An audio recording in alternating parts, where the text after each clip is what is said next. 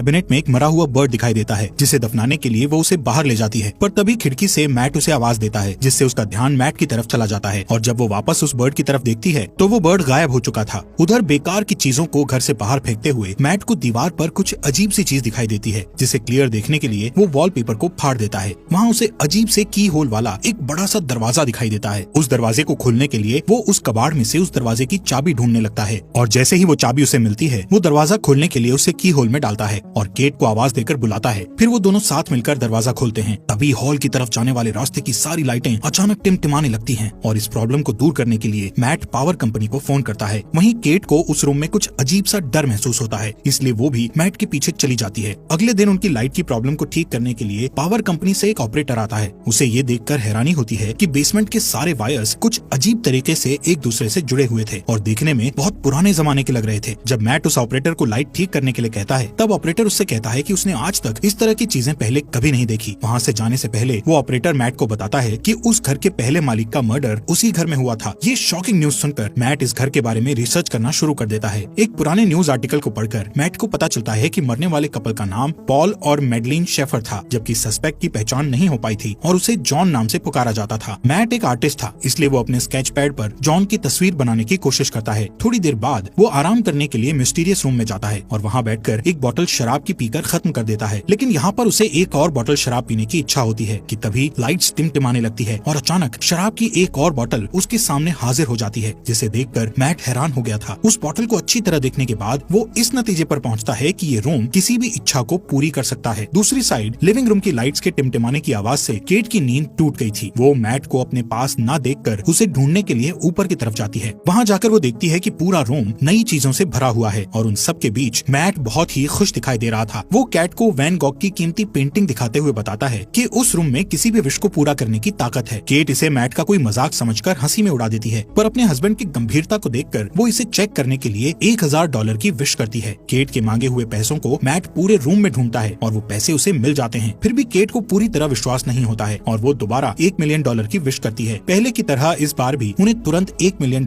मिल जाते हैं और वो रातों रात मिलियनर बन जाते हैं। ये सब देखकर केट बहुत डर जाती है और उस रूम से बाहर निकल जाती है। मैट उसके पास जाकर उसे समझाता है कि वो लोग इस चीज का फायदा उठा सकते हैं और एक शानदार जिंदगी जी सकते हैं। फिर भी वो दोनों सारा दिन उस रूम में अपनी मनपसंद चीजों की विश करते हुए बिताते हैं। उनकी एक विश पर रूम में मनपसंद कपड़ों, शैंपेन, कीमती चीजों और पैसों का ढेर लग जाता है। मैट और केट की खुशियों का ठिकाना नहीं रहता, क्योंकि दुनिया की हर बेशकीमती चीजें उनके पास होती हैं। रात होने पर केट मैट से पूछती है कि आखिर ये रूम उनकी सारी विशेष इतनी आसानी से कैसे पूरी कर देता है, लेकिन मैट उसे कहता है कि उसे इन सब बातों की चिंता नहीं करनी चाहिए। इस तरह अगले कुछ दिनों तक उनकी जिंदगी बड़ी शान शौकत से गुजरती है। हर बार जब भी उनकी कोई विश होती तो लाइट टिमटिमाती और उनकी सारी इच्छाएं बेसमेंट में बने उस रूम में तुरंत पूरी हो जाती। वो दोनों रातों रात मिले इस खजाने का जश्न मनाते, पार्टी करते और नाचते गाते हुए मस्ती में दिन गुजार रहे थे। लेकिन उनकी ये चमक धमक वाली जिंदगी ज्यादा दिनों तक उन्हें खुशी नहीं दे सकी और धीरे धीरे केट को अपने अंदर की कमी खलने लगती है, जो कि इन सारी चीजों से पूरी नहीं हो सकती थी। मैट को उसकी फिक्र होती है और वो उसे बच्चे का एक बेड गिफ्ट करता है, जो इस बात का इशारा था कि उन्हें बच्चे के लिए कोशिश करनी चाहिए। लेकिन केट ये देखकर खुश होने की बजाय अपसेट होकर घर से बाहर निकल जाती है, क्योंकि पहले ही उसके 2 मिसकैरेज हो चुके थे। थोड़ी देर बाद केट वापस लौटती है और उस विशिंग रूम में जाकर एक बच्चे की विश करती है। जब मैट को ये बात पता चलती है तो वो केट पर नाराज होकर कहता है कि बिना उसकी सलाह लिए उसे बच्चे की विश नहीं मांगनी चाहिए थी। इस बात पर दोनों में काफी बहस होती है। केट कहती है कि उसने ये शॉर्टकट इसलिए अपनाया ताकि मिसकैरेज या लेबर पेन की तकलीफ न झेलनी पड़े। वो कहती है कि वो दोनों इस बच्चे के साथ बहुत खुश रहेंगे, पर मैट इस बात से अग्री नहीं होता और उस बच्चे को रूम में ले जाकर उसके गायब होने की विश करने को कहता है। वो दोनों उस रूम में जाते हैं, पर केट बच्चे को गायब करने की विश नहीं कर पाती और रोते हुए बच्चा मैट के हवाले कर देती है। पर गोद में बच्चे को लेकर मैट भी इमोशनल हो जाता है और वो भी उसे गायब करने की विश नहीं कर पाता